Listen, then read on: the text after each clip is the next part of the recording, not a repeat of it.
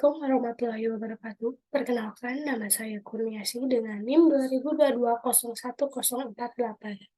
Baik, di sini saya akan menjelaskan tentang tugas kunjungan ke perusahaan JPR atau Jajaran Pemersatu Rakyat. Nah, di sini ada struktur organisasi JPR. Saya akan menjelaskan dengan job desk dari struktur tersebut. Yang pertama itu ada owner, yang dijabat oleh Ibu Erti Aldianti, lalu ada bagian keuangan oleh Dara Satria, lalu ada tim kreatif atau marketing, Paya Salsabila, lalu ada purchasing, yaitu Sony Aditya, lalu ada pelaksanaan teknis, yaitu ada Iqbal, Rani, dan Astrid. Nah, owner sendiri, job desk-nya yaitu sebagai pemilik perusahaan dan mengambil keputusan. Tentunya, seorang owner itu pemilik perusahaan dan harus mengambil keputusan yang tepat buat perusahaan tersebut.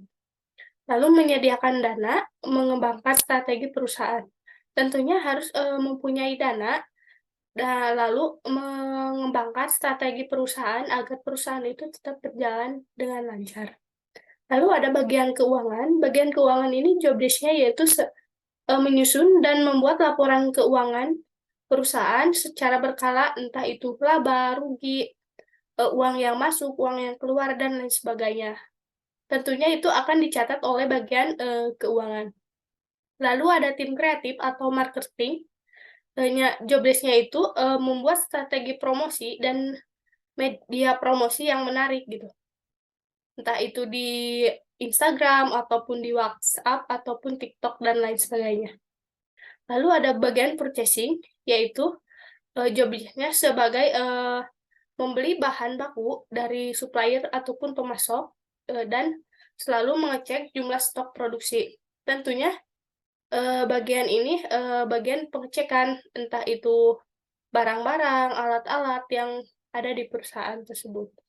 Lalu ada bagian pelaksanaan teknis, job desk-nya merencanakan dan melayani pelayanan, lalu membuat menu yang menarik, melayani para customer, dan yang terakhir melaksanakan pengolahan data.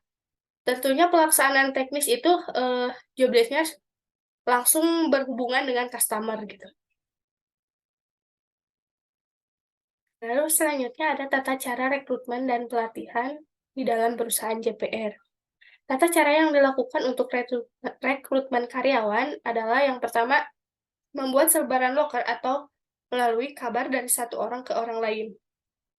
Nah, perusahaan tetap melakukan info loker, entah itu di media sosial, di Instagram, WA, dan sebagainya, ataupun dari orang yang sudah bekerja di dalam perusahaan itu menginformasikan kepada temannya yang di luar perusahaan CPR. Lalu yang kedua, dalam perusahaan ini tidak ada tahapan yang formal. Calon karyawan yang akan direkrut diseleksi dengan cara obrolan yang santai. Nah, dalam wawancaranya itu tidak ada yang formal, tetapi dengan obrolan yang santai, tetapi merujuk ke perusahaan begitu. Nah, yang terakhir, ketiga, setelah mendapatkan kandidat yang sesuai dengan kriteria, karyawan baru akan mendapatkan pelatihan atau training selama 1 minggu. Nah, tentunya karyawan tersebut akan di-training terlebih dahulu selama 1 minggu agar bisa bekerja di perusahaan JPR.